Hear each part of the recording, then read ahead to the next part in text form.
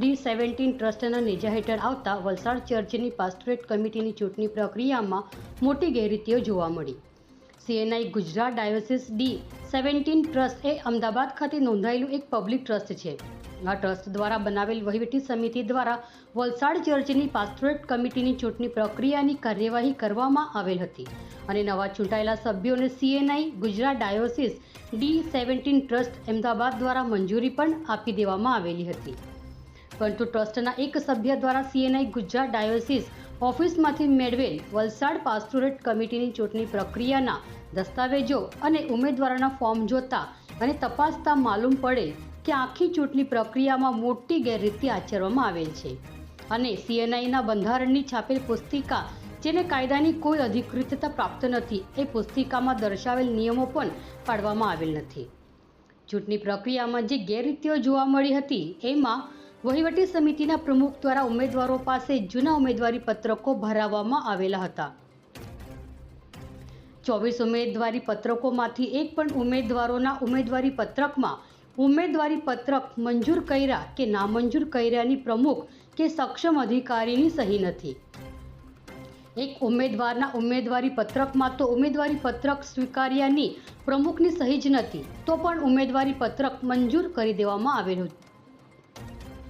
ઉમેદવારી પત્રકો તપાસતા એવું પણ જોવા મળ્યું કે એક ઉમેદવારી પત્રકમાં ઉમેદવારી પત્રક પરત કર્યાનો સમય જ નથી લખ્યો તો એક ઉમેદવારના ઉમેદવારી પત્રકમાં અલગ અલગ સહીઓ કરવામાં આવી છે છતાં મંજૂર કરી દેવામાં આવ્યું છે. આવી ઘણી બીજી ક્વેરીઓ જોવા મળી હતી.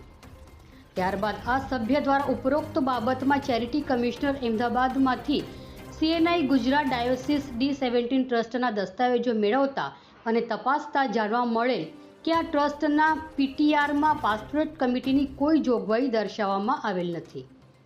CNI Gujarat diocese D17 trust જે ચેરિટી કમિશનર અમદાવાદ ખાતે નોંધાયેલું છે તથા the church of north India બંને અલગ અલગ હોવા છતાં વલસાડમાં આવેલ ચર્ચના વહીવટ માટે ધ ચર્ચ ઓફ નોર્થ ઇન્ડિયાના બંધારણની છાપેલ પુસ્તિકા જેને કાયદાની અધિકૃતતા પ્રાપ્ત થયેલ નથી તેવી પુસ્તિકાને આધારે પાસ્ટોરેટ કમિટીની ચૂંટણી કરવામાં આવેલ છે અને આ ગેરકાયદેસર ચૂંટાયેલા પાસ્ટોરેટ કમિટીના સભ્યો દ્વારા વલસાડ ચર્ચનો સમગ્ર વહીવટ કરવામાં આવી રહ્યો છે.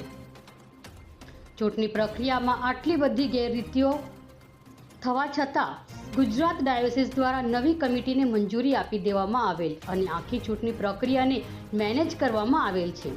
આવું કોના ઇશારે કરવામાં આવેલ છે અને આવું કરવા પાછળ શું ઈરાદો છે એ તપાસનો મોટો વિષય છે. જો ગુજરાત ડાયોસીસ દ્વારા આ ગેરકાયદેસર થતો વહીવટ તાત્કાલિક અસરથી અટકાવવામાં ન આવશે તો આ ટ્રસ્ટના સભ્યોના વિશ્વાસ અને લાગણીને ભારે ઠેસ પહોંચશે એવું છે અને એવું પણ બને કે આ ટ્રસ્ટમાં સરકાર દાખલ થાય અને ટ્રસ્ટના વહીવટદારો સામે કાયદાકીય કાર્યવાહી પણ થાય એવું લાગી રહ્યું છે.